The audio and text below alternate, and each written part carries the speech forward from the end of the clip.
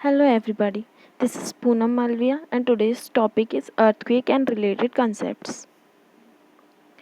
What is earthquake? Earthquake क्या होता है? Earthquake is the sudden shaking of the earth crust due to tectonic disturbances beneath the earth that creates the seismic waves.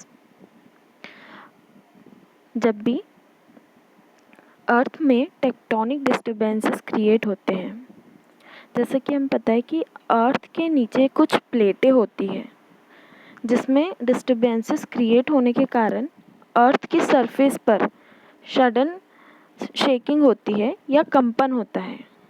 इसे ही हम earthquake कहते हैं। Depending on the loss caused by the earthquake and its measure on Richter scale, the severity is counted. An earthquake is what happens when two blocks of the earth suddenly slip past one another. Suppose earthquake क्या हम suppose करते हैं कि हमारे पास दो blocks हैं, right, 1 block and 2 block. ये अर्थ का एक पार्ट है, ये भी पार्ट है अंडर द सरफेस। अर्थ जो होते हैं उसके वह 3 पार्ट में डिवाइडेड होती है, आपको पता होगा, ठीक है। सबसे अपर मोस्ट लेयर जो होती है वो क्या होती है? क्रस्ट। उसके बाद सेकेंड लेयर जो होती है मिडिल लेयर, मेंटल, और जो इनर मोस्ट लेयर होती है उसे हम कोर या हिंदी में हम उसे क्रोर कहते हैं। तो जब भी अर्थक्वेक आता है तो अर्थ की सरफेस जो मेंटल है वहाँ से हम अर्थक्वेक स्टार्ट हो सकता है या फिर कोर से स्टार्ट हो सकता है, लेकिन हमेशा जो अर्थ सरफेस पे हमारा सबसे अपर मोस्ट लेयर है, ठीक है, ये जो हमारी सबसे अपर मोस्ट लेयर है यानी कि क्रस्ट, वहाँ पे एक कंपन आपको महसूस होता है। तो इसी फिनोमिना को क्या कहा जाता है? अर्थक्वेक कहा जाता है, ठीक है। एक सेकंड, इसको हम इरेज कर लेते हैं। ओके, नेक्स्ट वी सी, जब हमने ये बात करी, जब भी क्या होता है, दो ब्लॉक्स हैं, ठीक है, ये एक दूसरे से या तो स्लिप होते हैं पास्ट, एक दूसरे के साइड बाय साइड निकलते हैं, ठीक है। ऐसा भी कई बार होता है कुछ लेयर्स एक दूसरे के साइड बाय साइड क्रॉस करती है, तो इसके कारण कुछ फॉल्ट क्रिएट होते हैं, ठीक है। जो अर्थ है उसमें क्या होते हैं? फॉल्ट क्रिएट होते हैं, और इसी फॉल्ट के क्रिएशन में जो एक पर्टिकुलर प्लेन होता है, प्लेन, राइट, जैसे ये एक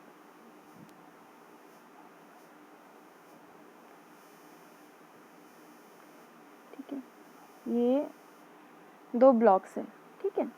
अब यहाँ क्या हुआ? इनके बीच में एक फॉल्ट क्रिएट हुआ, तो नेक्स्ट में क्या हुआ? ये इस तरह से ऊपर नीचे हो गए, ठीक है। तो ये जो एक प्लेन क्रिएट होता है, ठीक है, ये देखिए, ये एक प्लेन ऑफ फॉल्ट इसको हम कहते हैं, या फॉल्ट प्लेन ये क्रिएट होता है, ठीक है। तो जैसे ये फॉल्ट प्लेन एक क्रिएट हुआ, ठीक है, यहाँ पे आप देखेंगे कि सरफेस में नीचे साइड, ठीक है, कोर के आसपास या मेंटल में, means under the surface of the earth, आपको क्या मिलेगा? एक ऐसा पॉइंट मिलेगा जहाँ से क्या हो रहा है? अर्थक्वेक का जनरेशन हो रहा है, ठीक है, यानी सीस्मिक वेव्स जो है वो आसपास इस तरह से चलना शुरू होती है, ठीक है। तो ये हो गया कि अर्थक्वेक का जनरेशन कैसे हो रहा है, ठीक है। तो अब हम देखते हैं कि जहाँ से नेक्स्ट स्लाइड में हमने ये देखते हैं,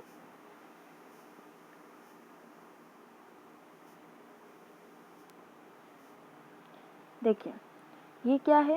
ये अपर पार्ट है, ये लोअर पार्ट है अर्थ का, ठीक है। यहाँ आप देखिए ये एक फॉल्ट लाइन जो क्रिएट हो रही, इस फॉल्ट लाइन पे आप देख रहे हैं एक पॉइंट है जो अर्थ सरफेस के अंदर है, इसको हम क्या कह रहे हैं? हाइपोसेंटर या फोकस कह रहे हैं।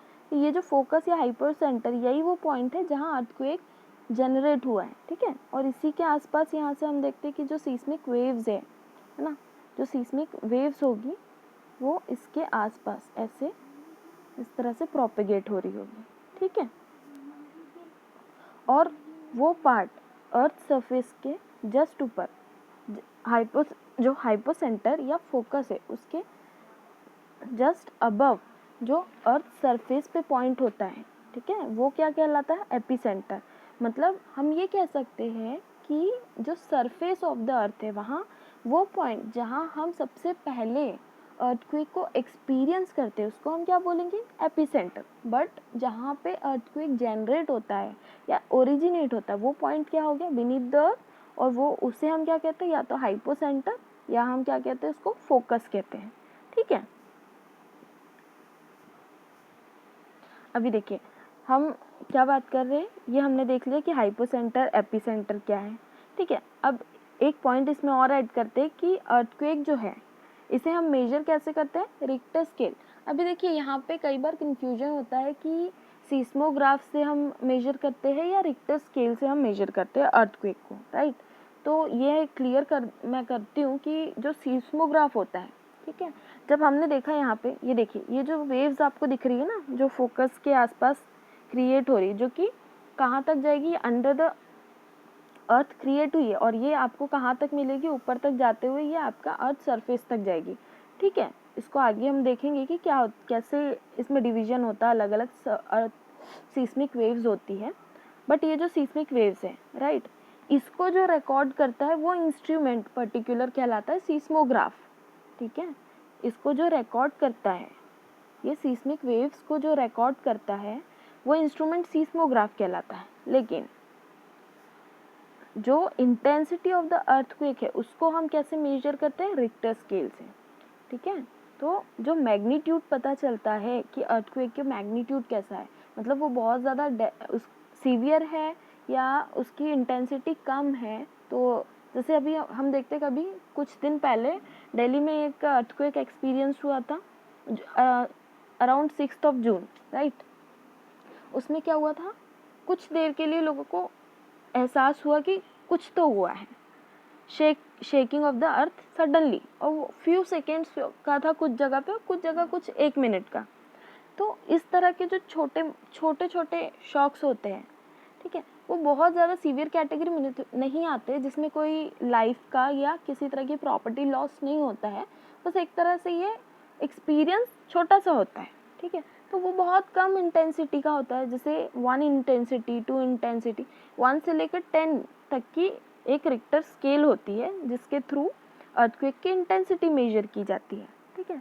तो 1 है तो बहुत कम होगा, मतलब लॉस नहीं होगा कोई, बस फील भी नहीं होगा कई बार, ठीक है, सिर्फ ये रिक्टर स्केल पे मेजर होता है। और 3, 4 ऐसा जब पैरामीटर 3, 4 के आसपास आ जाता है तब वो हमको एक्सपीरियंस हल्का हल्का होता है, ठीक है। लेकिन अगर वही 7 के आसपास होता है तो वो थोड़ा सीवियर कैटेगरी से भी ज़्यादा हो जाता है। 7 मतलब वो बहुत डेंजरस हो जाता है, उसके आगे बढ़ गया मतलब तो ओवरऑल डिस्ट्रक्शन की बात हो जाती है। तो इस तरह से जो रिक्टर स्केल होती है वो इंटेंसिटी ऑफ अर्थ को मेजर करती है, ओके। और एक बहुत ही डिवास्टेटिंग अर्थक्वेक अब हमें पता है कि कब आया था, भुज में 26 जनवरी 2001 को आया था, है ना। सबसे पहले वो सुनामी वेव्स क्रिएट हुई थी, उसके बाद अर्थक्वेक आया जो कि बहुत ज़्यादा डिस्ट्रक्टिंग था, ठीक है।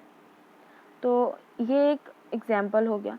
और दिस ईयर 2020 में हम देखें तो अराउंड 100 समथिंग अर्थक्वेक्स एक्सपीरियंस हुए इंडिया में, सिर्फ इंडिया में, ठीक है।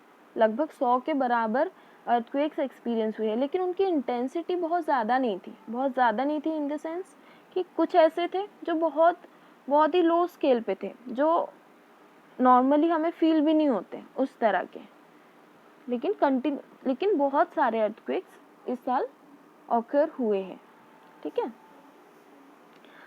अभी देखिए हम अगर अर्थक्वेक के टाइप्स की बात करते हैं तो क्या है, कुछ टेक्टोनिक अर्थक्वेक हो सकते हैं, कुछ वोल्केनिक अर्थक्वेक हो सकते हैं, कुछ कोलैप्स अर्थक्वेक हो सकते हैं, ठीक है, कुछ एक्सप्लोजन अर्थक्वेक्स हो सकते हैं।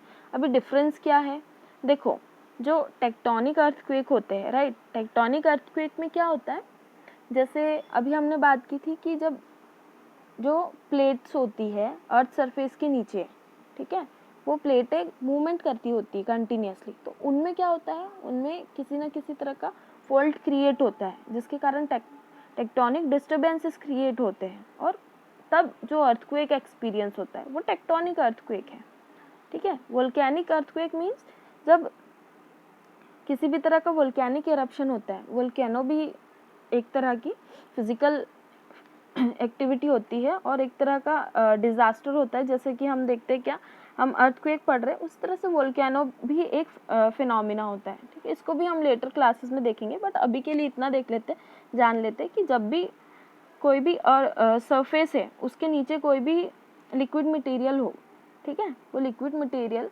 जब तक अंदर है वो उसे हम क्या कहते हैं, मैग्मा कहते हैं। और जैसे ही वो अर्थ सरफेस पे बाहर किसी तरह के ब्लास्ट के फॉर्म में आता है तो उसको हम लावा कहते हैं। और यही जो मैग्मा से लावा के ऊपर आने की फिनोमिना होती है उसे ही हम वोल्केनो कहते हैं। ठीक है, तो वोल्केनो के कारण भी जब भी कहीं वोल्केनो आता है तो उसके आसपास उसके भी जो पावर क्रिएट होता है, ठीक है, उससे जो पावर क्रिएट होता है उसके कारण भी अर्थक्वेक एक्सपीरियंस किया जाता है। तो एक वोल्केनिक अर्थक्वेक हो गया। Then collapse earthquake. ठीक है, कोलैप्स अर्थक्वेक क्या होता है, जैसे हम देखते हैं कई बार अर्थ के अंदर कुछ माइनिंग एक्टिविटीज़ होती है या कुछ तरह के और दूसरी तरह की खुदाइयाँ होती है, उसके कारण जो अर्थ होती है ना वो उसमें अंदर से खोखलापन आने लगता है। उसके कारण कई बार जो है वो shaking of the earth, right, ये एक्सपीरियंस होता है, उसे हम कोलैप्स अर्थक्वेक कहते हैं। ठीक है, देन एक्सप्लोजन अर्थक्वेक, किसी तरह की न्यूक्लियर या केमिकल एक्टिविटीज़ के कारण जो अर्थक्वेक एक्सपीरियंस किया जाता है उसे एक्सप्लोजन अर्थक्वेक कहते हैं। ठीक है, अभी देखो, अभी हमने ये देखा कि अर्थक्वेक क्या है और हमने ये देखा कि हाँ क्या होती है, सीस्मिक वेव्स जनरेट होती है, राइट। तो अभी हम सीस्मिक वेव्स के बारे में जान लेते हैं कि आखिर ये सीस्मिक वेव्स जो है, ठीक है, वो क्या है और किस प्रकार से। ठीक है, तो क्या है, तो basically waves generated during the origin and traverse of earthquake.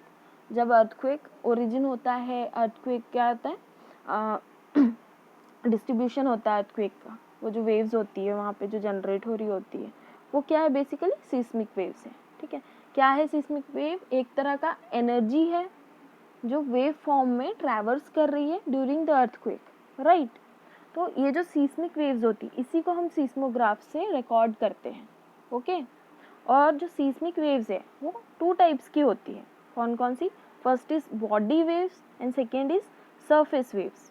तो क्या डिफरेंस होता है बॉडी वेव और सरफेस वेव में, देखो जो बॉडी वेव रहेगी ना, यहाँ देखिए, अभी डायग्राम में देखते हैं, देखो जो बॉडी वेव्स रहेगी वो क्या होता है, ये जो आप देख रहे हैं ना, इनर जो हमारा कोर है, राइट, या फिर मेंटल और बाहर जो क्रस्ट है, ये सभी में ट्रैवल कर सकते हैं। ठीक है, ये सभी में ट्रैवल कर सकते हैं, सभी में इन द सेंस इनर जो पार्ट है उसमें भी ये ट्रैवल करती है। बॉडी वेव्स है ना, बॉडी फुल जो बॉडी है हमारी अर्थ की उसके थ्रू ये ट्रैवर्स करती है। बट जो सरफेस वेव्स रहेगी, ओके, जो सरफेस वेव्स रहेगी वो कहाँ करेगी, वो सिर्फ और सिर्फ ये जो हमारा सरफेस है अर्थ का आउटर सरफेस, ये जो आउटर सरफेस है ना, सिर्फ वहीं पे ही वो क्या करेगी, ट्रैवर्स करेगी। ठीक है, तो ये डिफरेंस होता है किस चीज़ में, बॉडी वेव्स और सरफेस वेव्स में।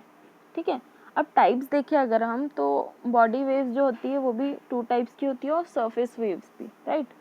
बॉडी वेव्स जो है वो कौन सी है, पी वेव्स और एस वेव्स, और सरफेस वेव्स है एल वेव्स और R waves, right. P for primary waves, S for secondary waves, okay, and L for love waves, R for Rayleigh waves. ठीक है, ये जो एल है लव वेव, ये एक साइंटिस्ट के नाम पे है, और सिमिलरली जो आर फॉर रिले है ये भी एक साइंटिस्ट के नेम पे है। बट यहाँ पे प्राइमरी और सेकेंडरी जो है, ठीक है, बॉडी वेव्स, ये किस तरह से, देखो प्राइमरी यहाँ पे नाम दिया गया है बिकॉज ये बहुत ज़्यादा फास्टर है, राइट। ये जो दोनों बॉडी वेव्स इसमें से जो पी वेव्स होती है दे आर मच फास्टर, ठीक है, इसलिए इसको प्राइमरी वेव्स कहा है। एस जो होती है दे आर सेकेंडरी वेव्स, और ये क्या होती है, कंपैरेटिवली स्लो होती है, किससे, प्राइमरी वेव्स से। ओके, अब एक और बहुत इंपॉर्टेंट बात पी और एस वेव के लिए, जो पी वेव्स है प्राइमरी वेव्स, ये हर मीडियम में ट्रैवल करती है। ओके, सॉलिड, लिक्विड, गैस, तीनों मीडियम में ट्रैवर्स कर सकती है। ठीक है, बट एस वेव ये ओनली सॉलिड में ट्रैवर्स करती है। ठीक है, ये सिर्फ सॉलिड में ट्रैवल करती है। तो ये जो है बेसिक आइडिया हमने देखा अबाउट अर्थक्वेक। एक बार रिवाइज कर लेते हैं फटाफट, ठीक है। क्या देखा हमने शुरू से कि अर्थक्वेक क्या है, ठीक है। इसमें हमने देखा कि क्या एपिसेंटर क्या होता है, हाइपोसेंटर क्या होता है, फॉल्ट प्लेन क्या होता है, ठीक है। रिक्टर स्केल देखा हमने, ठीक। ये डायग्राम आप देख लीजिए। फिर हमने देखा कि अलग अलग टाइप के जो अर्थक्वेक होते हैं, जैसे टेक्टोनिक, वोल्केनिक, कोलैप्स और एक्सप्लोजन, ठीक है। तो उसके बाद हमने क्या देखा कि सीस्मिक वेव्स होती है, उनके 2 टाइप्स होते हैं, उनमें डिवीजन कैसे होता है वो भी हमने देखा। हमने प्राइमरी वेव्स देख ली, हमने सेकेंडरी वेव्स देख ली, राइट। हमने एल वेव और आर वेव को भी समझ लिया, ठीक है। तो ये जो था हमारा अर्थक्वेक का एक ओवरऑल डिस्क्रिप्शन था। सो this is it for today. Thank you. Do like, share and subscribe.